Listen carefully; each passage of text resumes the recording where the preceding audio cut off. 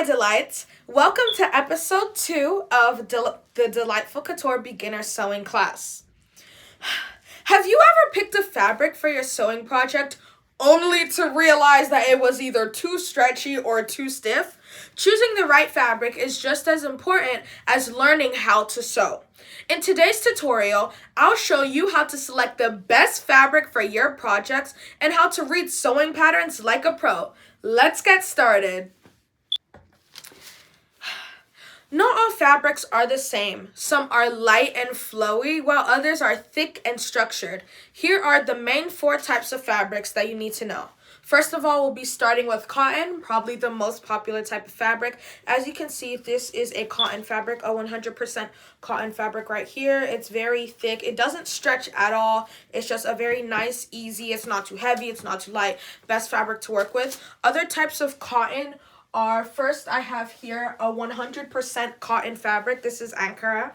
100% Ankara cotton fabric. If you feel the texture, it's very nice and it's thick, but it's not too thick. It's very easy to work with. It's a really good fabric to use, especially when you want to start sewing, because it doesn't stretch and you don't need like any special needle to work with it. So we have that 100% cotton fabric right here. And then we have this one. This is also another cotton fabric, but it's a mix of, it's a cotton poly fabric, so it's a mix of polyester, but it's 75% cotton. So that's what we have here. It feels a lot softer than the 100% cotton fabric, which is normal because it's a mix of cotton and polyester. So you can see that one right here. And then finally, now we have our 75% polyester fabric. So this is also a cotton poly blend, but it's more polyester than it is cotton. This one is the lightest out of all of them. It's very easy to work with, like, you know, it moves easily. It's nice. It doesn't stretch at all, but it's a very, very light and breathable fabric. And then here we have this fabric. It is known as Kampala, and it is made of polyester, but it's a different type of polyester, so it's very, not like plasticky, because but it feels kind of like even if you hear the sound, it's kind of like a paper plastic feel, and this fabric is used for certain type of things. So those are basically the gist of cotton fabrics. Next, I will be talking about chiffon, silk, and satin and stuff like that. So let me just grab it right here. I have this chiffon fabric, and if y'all know anything about the chiffon, it's very light and flowy, and it's definitely not for beginners because it's very slippery to sew, like, and it's a lot of chiffons, they're not see-through, but like you would have to use like a lining or something, especially if you don't want the inside to show, because it's very flowy, and it's a really good fabric when you just want it to like flow, like for flowy skirts. Chiffon is a definitely good fabric. It's very, very light and it just flows naturally. Then we also have this satin fabric right here. Anyway, guys, we also have this satin fabric right here. Let me just take this off.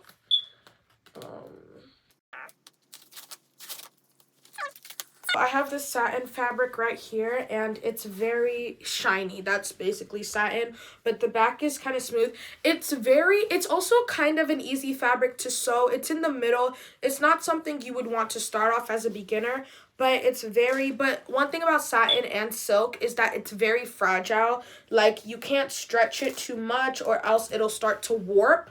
And when you're sewing skirts with this type of fabric, it's the type of thing that you would have to let the skirt to sit for like a night before you hem it, because it's going to start dropping and it's going to warp. So that's what satin is all about. Very nice and smooth fabric, but it makes very beautiful designs. So that is our chiffons and silks. Next we have also another type of light fabrics, which is crepe and lining fabric. So right here I have my crepe fabric. It's like a stretchy type of crepe, so it's a mix of jersey and crepe as well. So as you can see, it kind of stretches right here, It stretches, but it's not too much of a stretch. So that's why it's a mix of crepe and jersey. And as you can see, it's, you know, it like moves and it flows, but it's not too much like chiffon is. And then we have lining fabric, which is obviously in the name. It's used to line outfits because it's not a thick enough fabric that you can use to make outfits out of because it doesn't hold, and because of the way it's woven, that it cannot be used to make clothing. It can only be used to line clothing. As you can see, it's kind of see-through as well, and it's very light, like it frays and stuff because it's not supposed to be made to use for clothing, just for lining. So that's what lining fabric is. And there are different types of lining. There's nylon lining, there's linen, there's woven lining, but you can get any type as possible. It's just easy to use only for lining. You wouldn't want to use it for sewing. And finally, this is just an extra. We have tulle. And if y'all know tulle, it's like a net. So tulle is like, obviously it's not used to make clothing. It's just used to, like, you know, a petticoat that you put under a skirt if you want it to be poofy. That's what is made out of, is tulle. Tulle is see-through, obviously. You just use it to, like, you can use it for a sleeve if you want like a really cute puff sleeve, and you use it for skirts. That's really the only thing that tulle is used for. So that is the basic different fabric types. And pro tip, if you are a beginner, start with 100% cotton fabric or some type of cotton fabric. Like these fabrics here, or this red cotton fabric that I have here, are the perfect to start with because it's easy to sew and it doesn't stretch and it's not too thick, and you can use your regular needles on it. So that's the type of fabric that you would want to start with. The next section, we'll be talking about how to read a sewing pattern. So let me just get my sewing pattern right here. Oh, thank you so much. So I have, if y'all have seen the video on my channel, I taught you guys how to draft out a half scale basic bodice pattern, but this is a sewing pattern right here. So sewing patterns are like blueprints for your clothes. So let's break it down step by step. So first we have the pattern layout. So some symbols here. If you watch a full in-depth video that I made on my channel, go ahead and watch that on how to actually understand what all these lines indicate. But like, this is the neckline, this is the shoulder slope. And you might be wondering, why do we always do a shoulder slope? Like, what's the point? It's because if you see on a human body, no one's shoulders are like this, up all the time. They come down and there's a slope. So whenever we cut out basic bodice patterns, we always go down by 1 inch for the shoulder slope, because if we don't do that, then your outfit will be up here. The shoulders will just be straight like this, and you don't want that. You want them to fit nicely on your shoulder. That's the shoulder slope. And then we have a dart here, and a dart is used because our bodies are not completely flat. They are more like, you know, we have bust, we have waist and everything. So darts are used to make sure that it comes together, because if it doesn't, as you can see, this boob I'm wearing, it doesn't have any darts because it's supposed to be free. But if you want it fitted, it won't just lay on your body flat. You need darts to mark out the points so that it can go flat like this. This is like what a dart would be. So seam allowance. Anyway, guys, seam allowance is obviously when you are cutting anything, you always add seam allowance. Don't ever try to sew something and cut fabric without adding seam allowance. It's gonna go wrong all the time. Like, it's not gonna fit because you need the allowance to sew. And if you don't have seam allowance, then you're gonna be sewing part of the measurements of what you're trying to make. So always, no matter what, no matter how much, add seam allowance to every single outfit or design, or even if you want to make a bag, always add seam allowance. That is non-negotiable. You need to leave space for stitching. It's very important. Next, we have grain line and fabric direction. Now, let me use an example of this. Ooh, the grain line is the line. So as you can see, grain line only works with woven fabrics. As you can see, the direction that the lines of the fabric are going in, that's the grain line. So if whenever maybe you've watched videos and they say cut your fabric on the bias, that means instead of cutting it where the grain lines are, you cut it diagonally so it's like this, so that the grain lines are going in opposite directions. And as you can see, whenever you cut something on the bias, you see the stretch. This is cotton fabric. It doesn't stretch. But because I'm stretching it on the bias, look at it stretching. If I stretch it normally, doesn't stretch. Stretch it horizontally, doesn't stretch. But if I stretch it on the grain line, on the bias, it stretches, because that's how all fabrics work. So anytime that you're sewing something and you want it to be like kind of fitted, but you're not using a stretchy fabric, always cut on the bias. And if you've ever heard of bias tape or bias binding, that's how it's cut. That's why sometimes when you're sewing with bias tape, it's stretchy, because they cut it. The way they cut bias binding is they literally hold the fabric up like this and they just cut directly through so that it can stretch. That's how it's done. And then a size guide. So you always need a size chart, and later on I'll show you all how to take body measurements.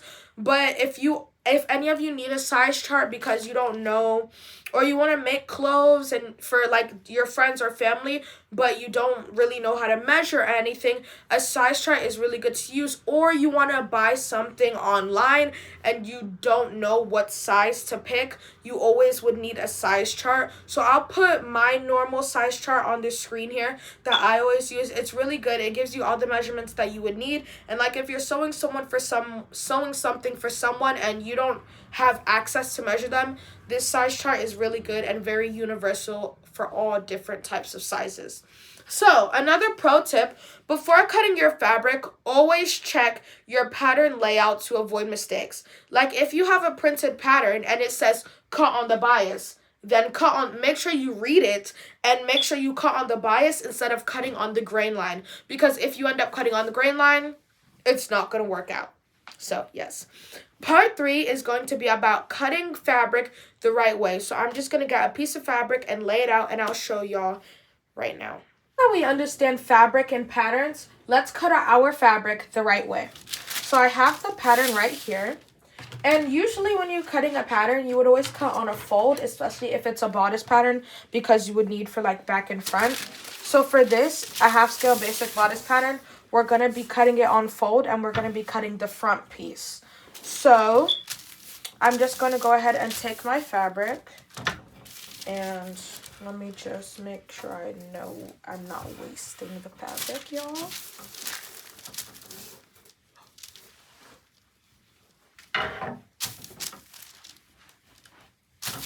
So now that I have my fabric on fold, we're just going to go ahead and pin our pattern to the fabric. So on the fold, I'm just going to pin my fabric directly up on it. So I'm going to take my pins and pin it on the fold. Sometimes if you're like cutting a back pattern, you wouldn't pin on the fold because there might be zipper allowance that you would need.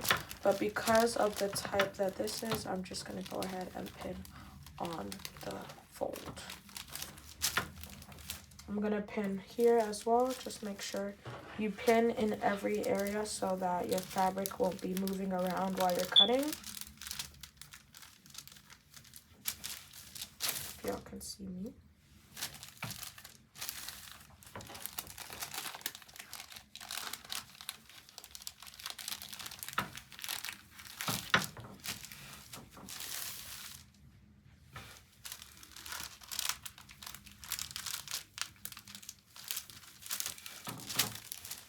Okay, now that our fabric is pinned down, we can just go ahead and cut out.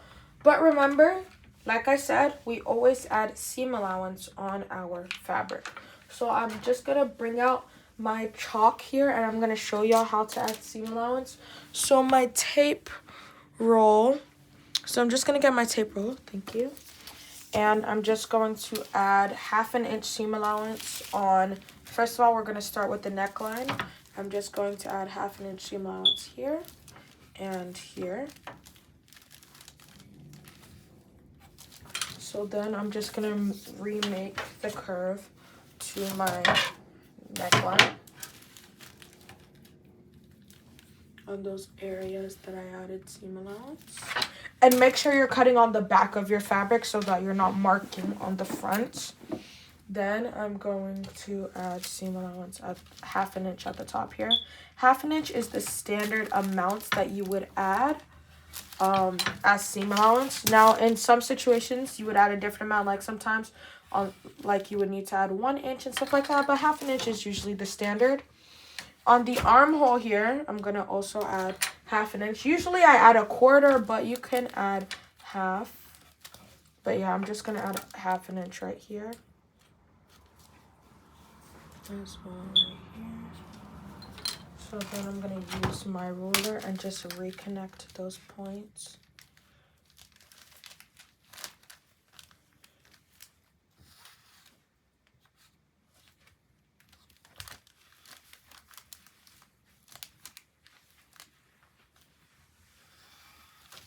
Just going to add that right here.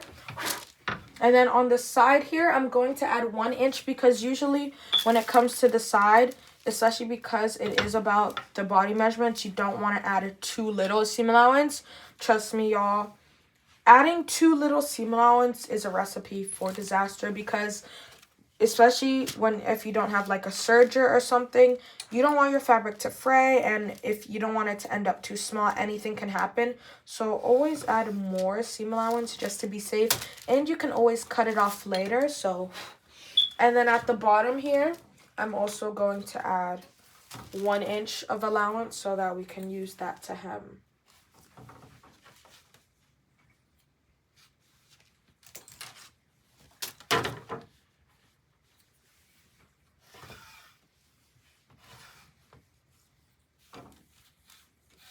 So now that we have added seam allowance all the way around our pattern, we can just go ahead and cut it out. Also, y'all, sometimes when you are making patterns, you can add seam allowance to your pattern paper, but I just prefer to add it on the fabric so that I know, especially if I'm using the same pattern for 2 different outfits, then I might need a different amount of seam allowance and stuff like that. It's just easy to get. So you're just going to cut on these lines that we've drawn out.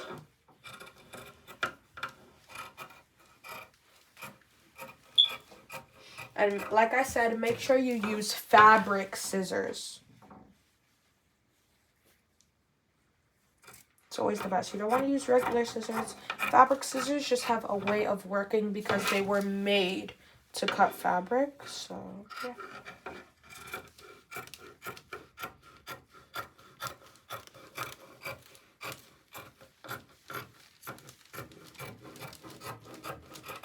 The side here, I'm just going to add a little more because I want to make it not too fitted.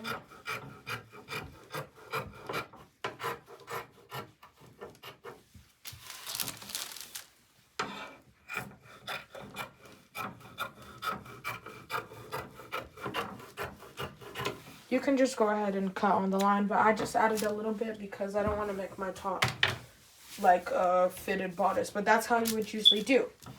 So now we have our pattern freshly cut out.